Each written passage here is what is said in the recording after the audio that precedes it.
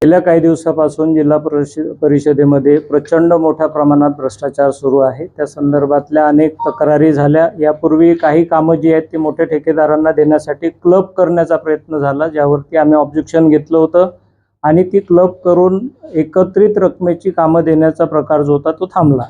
त्यानंतर एक सभा पुन्हा झाली। त्या सभेमध्ये 22 कामं 34 लाखाची ठेवल्या गेली आणि त्यामध्ये 200 पेक्षा अधिक कामं त्या सभेमध्ये वाटप करण्याचं षडयंत्र रचण्यात आलं होतं।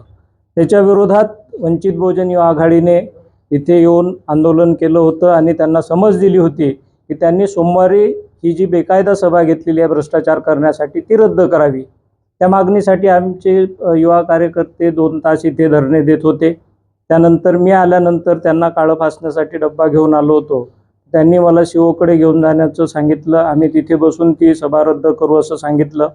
तिथे गेल्यावर सीओ जे आहेत त्या अचानक इथे असलेल्या भ्रष्टाचारापेक्षा त्यांना सीओ असल्याचा भास जास्त झाला आणि त्यांनी बोलण्यास नकार दिला, म्हणून आम्ही पुन्हा इथे निघून आलेला।